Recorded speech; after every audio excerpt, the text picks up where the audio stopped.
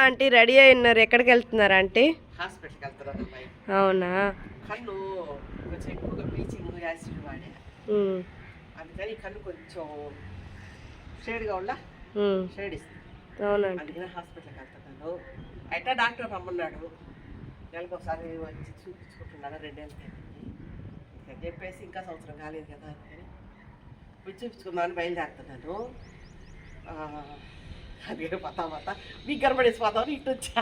అవునా ఆంటీ? మొన్న ఏదో సంగతి కూడా చెప్తా అన్నారు కదా ఆంటీ? ఏం చెప్తాను? ఏమో అంటే ఏదో చెప్తా అన్నారు, ఈసారి నెక్స్ట్ వీడియోలో చెప్తాను అని అన్నారు. అదే ఏం చెప్తాను? అదే ఆంటీ, మీరు అంతకు ముందు రెంట్ హౌస్లో ఉన్నారు కదా, వాళ్ళ గురించి ఏదో చెప్తా అన్నారు కదా. అదే చెప్తా. నేను వాళ్ళ రోజులాగానే వచ్చేది. వాళ్ళు రోజు అలాగే మధ్యాహ్నం పూట వచ్చి 2:30కి వచ్చి కూర్చున్నారు. కూర్చొని 4 దాకా మాట్లాడేశారు. ఆమె ఈ ముందు పక్కకి ఉండేవాళ్ళు 2 ఏళ్ళు కింద ఇంటోళ్ళు పై ఇంటోళ్ళు వాళ్ళు వెళ్ళిపోయినారు. వీళ్ళు అత్తగొడలు మిద్దె ఎక్కేశారు. ఇంకేం లేని చెప్పేసి హాయిగా నాకేం పని ఉంది అందుకు తలుపు వేసుకొని పోయి హాయిగా పడుకొని నిద్రపోయి ఆ నిద్రపోవడం ఎండాకాలం కదా 6:30 మెలకు వచ్చింది. ఒక్కరు మెలకు వచ్చింది. కొప్పది తెల్లారిపోయింది. ఒకరికొన్న చూస్తే టైం చూసేసరికి అమ్మయ్య 6:30. ఇంకా దీపాలు 6:30 అయిపోయిందంటే 6:45 6:45 కదా దీపాలు పెడతాం కదా. ఎండాకాలం పోతాం, చల్లకాలం రాబోతుంది. ఇంకా వానకాలం రాలేదు కదా అని చెప్పేసి సరే అని చెప్పేసి పోయి తలుపు తీసేసరికి మిద్దె మీదకి దబదబా పరిగిస్తున్నారు, దబదబా దిగుతున్నారు. ఏం అర్థం కదా, ఏంది అందరూ అట్లా పరిగిస్తూ ఉండారే ఎందుకని అని చెప్పేసి గబ్బుగా బయటకు వచ్చి చూశారు. 7 స్తంభుతులు గుడ్లు పెట్టుకుని గబగబా వెళ్ళిపోతున్నారు, గబగబా ఎక్కుతున్నారు. అంత కొరవాళ్ళు 10 ఏళ్ళు ముసలిళ్ళు పుట్టుకోవాలి. ఆయనకి ఇంటి మీద పెద్ద ఆయనకి 7 అప్పలు చెల్లింది. అందరూ చుట్టుపక్కలే ఉన్నారు, మా ఇళ్ళకి చుట్టుపక్కలనే ఉన్నారు. అరపార్లంగు పారం దూరం 3 దూరం. వాళ్ళ కొడుకులకి పెళ్ళిళ్ళు అయ్యి వాళ్ళ సంసారాలు, వాళ్ళ కూతుర్లకి పెళ్ళిళ్ళు అయిన సంవత్సరాలు అంతా చుట్టుపక్కల వచ్చి చేరేస్తున్నారు. చాలామంది ఉన్నారు. మరి నాయన వీళ్ళంతా ఎక్కడ దిగడం, మగవాళ్ళంతా బయట సైకిళ్ళు పెట్టుకొని స్కూటర్లు పెట్టుకొని గుంపులు అక్కడ ఏం అర్థం కదా. ఏడస్తా దిగుతాకపోయేవాళ్ళు, ఏకతా ఉండేవాళ్ళు.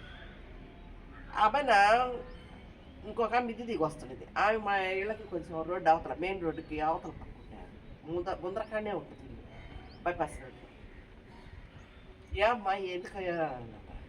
మా ఎండగా బాగలేదమ్మా హాస్పిటల్ చూస్తాను అందుకని చెప్పాను. ఇంతలాగా వాళ్ళ కోడలు అప్పుడే దిగి వస్తుంది, ఎదురు ఆటో దిగి ఇంట్లోకి. ఏమ్మా అన్న, మా మామ బతకడంట తీసుకెళ్ళిపోమంటున్నారు. కళ్ళ అంతా అంటుందో గడ్డలు వచ్చేసేసాడంట, నరాలు చిట్టుపోయిందంట, పనికిరాడంట, అందరు ఇళ్ళకి వెళ్ళిపోమంటున్నారు అని చెప్పి ఓవరేసి ముసుకడినారు. పని మీక ఓ అని దిగేవాళ్ళు ఏడ్చి గలబా చేసి పారుతారు. ఆయనకేం కాదుపో, గమ్ముగా పోయి వండుకోండి, ఎవరి ఇళ్ళకి పోండి, ఏం పని లేదు. ఎందుకంటే ఆగడం పెడతారు, ఆయనకి గొర్రె ట్యాక్సీ పెడతారు. ఆయన చూసుకోరు. పొద్దున్నే ఆటో దిగి వాడు పెళ్ళము దుప్పలు దీన్ని సాకలో పెట్టుకుని 2 నగతం మిద్దెక్కుతారు. ఇంకేం పని లేపడి అని చెప్పేసి కసుకొని అజ్జిడికి పాసు పోవాలని చెప్పేసి తలుపు వేసుకొని పోయి బాత్రూంలో పోయేసి ఆమెను వచ్చి మళ్ళీ తలుపు తీసుకు ఒక్కళ్ళు కనపడడం. స్కూటర్లు ఉండేవాళ్ళు, సైకిళ్ళు ఉండేవాళ్ళు, మిద్ది మీద పోయినవాళ్ళు, దిగినవాళ్ళు ఎవరు ఒక్కళ్ళు కనపడలేరు నాకు వాళ్ళకి. అమ్మయ్య అనుకుని ఆమెను పోయినా నేను పోయి కాడికి వంట చేసుకోవద్దా, లైట్లన్నీ వేసుకొని పొద్దుపోయింది, లైట్లన్నీ వేసుకొని ఆమె హ్యాపీగా పోయి కడిగిపోయినా. వంట చేద్దా భయం వస్తాడు రాత్రి. ఆమెను గమ్ముగా వండుకున్నాను, తిన్నాను, హాయిగా పడుకొని నిద్రపోయినా. ఏమడుగు పట్టించుకోలే. ఇంకా చీరేవాళ్ళు తగ్గేవాళ్ళు ఎవరు నాకు కనపడలా. వాళ్ళకి నాకు కోపం వచ్చిందనో లేకపోతే ఇది ఏరు కరుకున్నారో ఎవరో తెలీదు, ఒక్కళ్ళు కనపడలా, గమ్మైపోయినారు. రాత్రికి మా ఆయన రాలా. నేను మటు హాయిగా ఫుల్గా తినేసి పడుకొని నిద్రపోయినా, టీవీ చూసుకుంటా. తెల్లారి మెలకు వచ్చింది, 7 గంటలకు 6:30 మెలకు వచ్చింది. లేచి ఆ మంచి పాదిగా లేచి కూర్చున్నా గుర్తొచ్చింది. ఒరే ఇల్లుగా అది బాగలేదన్నా, వీళ్ళు ఎవరు సడి చెప్పలేదు ఎట్లుందో చూద్దామని అప్పుడే తలుపు తీశారు. వాకి ఇట్లా ఆట ఆగి ఉంది. ఆయన ఆట దిగుతున్నాడు. ఆమె ఏమంటే దిగి సాపంది దూడ సాకలా పెట్టుకొని మొగుడు చేయబట్టుకొని దిగుతుంది.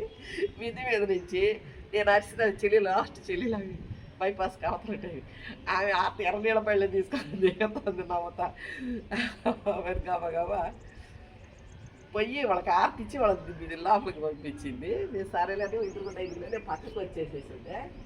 ఆమె వాడు మిద్దె ఎక్కేసేసాక ఆమె ఏమంటే మళ్ళీ వాకిట్లోకి వచ్చి ఆమె ఎర్రనీళ్ళు బారబోసేసి గబగబా వస్తా అమ్మా ఎన్ని వెళ్ళినా సరే నువ్వు మా ఇంట్లోనే ఉండు, ఈ ఇంట్లోనే ఉండు, నేను ఎవరు లేవమ్మను సరేనా? ఇట్టే చెప్తుండమ్మా నువ్వా, మా అన్నకి ఏం కాలేదా, బతికేసాడా, డాక్టర్లు భయపెట్టేసాడు, మేము అందరం ఏడ్ చేసామా, నిన్ను కూడా ఏమో అనుకున్నాం, ఏమనుకోవాకమ్మా, నీ గురించి కూడా మేము చాలా అనుకున్నామమ్మా, ఏమనుకోవాకు, మా అన్న బతికేసాడు, నువ్వు చెప్పినట్టు తెల్లనుకో ఆటో వచ్చేసింది, మా అన్న బాగా చెప్తున్నాడు అని చెప్పేసి అనమాట. అప్పుడే చెప్పా ఆయనకి ఏం కాదుకోండి, ఆయన తెల్లారి పొద్దున్నే వచ్చి ఆటో దిగేస్తాడు, వద్దన్నా 9 ఏళ్ళు బతికుంటాడని చెప్పా. అంటే చెప్తుండమ్మా నువ్వా అని అన్నది. ఆ సంగతి జరిగేశాక మేము ఇంట్లో కనుక్కోకుండా ఒక 6 నెలలకల్లా ఇల్లు ఖాళీ చేసేసి ఇటు వచ్చేసాం. అంటే కుక్కలు వచ్చేసి మాకు కుక్కల మీద ప్రాగలిగింది, వాళ్ళు కుక్కలు ఉంటే మాకు చిన్న బిడ్డలు కదా మరో రోజు ఏడొచ్చి కూర్చోవాలన్నారా, అందుకని మేము దూరంగా వచ్చేసేసాం. వచ్చేసినా ఇప్పుడు అన్న పోయి కనపడుతుంటా కానీ ఆయన మాట ఖచ్చితంగా 9 సంవత్సరాలు పూర్తిగా బతికి 1 year అనేది చనిపోయాడు. ఇప్పుడు సంవత్సరం కాబోతుంది అది జరిగింది. అందుకని ఎవరైనా జరిగేటప్పుడు ఎవరైనా అంటే మటుకు తప్పకుండా జరగద్ది. నాకు తెలిసి అంటానో తెలియక అంటానో మనసులోంచి ఇప్పుడు గబక్క నోట్లోకి వస్తుంది అంట అది. అందుకని ఆయన మటుకు మళ్ళీ డాక్టర్ కాడికే పోయింది ఏంటంటే 9 ఏళ్ళు పూర్తిగా బతికాడు, ప్రశాంతంగా తిరగతానే ఉన్నాడు, హ్యాపీ. అది ఇట్లాంటిది ఇంకొక కథ ఉంది, ఇక్కడే జరిగింది, అది కూడా చెప్తాను ఈసారి. హాస్పిటల్కి బయలుదేరాలి, బాయ్. అందుకని హాస్పిటల్కి బయలుదేరుతున్నాను, వస్తాను. అందుకని నా దగ్గర ఏం మహిమలు లేవండి, ఏదో నోటికి వచ్చింది కాబట్టి చెప్తే కూడా చిన్నప్పటి నుంచి జరుగుతుంటుంది. చెప్పిన కాడికన్నీ జరిగినాయి, తిట్లు మటుకు తింటానే ఉండ ఇప్పటికి కూడాను, తప్పడం లేదు. అందుకని నా ఈ వీడియో మీకు నచ్చిన అయితే మహిమలో ఆయన మటుకు రామాకండి, బాయ్. ఆయన ఒప్పుకోడు, నా దగ్గర మహిమలు లేవండి, నాకు ఆ పక్క నోటి అంటే మటుకు జరగద్ది. ఈ ప్రోగ్రామ్ మీకు నచ్చినైతే సబ్స్క్రైబ్ చేసుకోండి. Hi bye.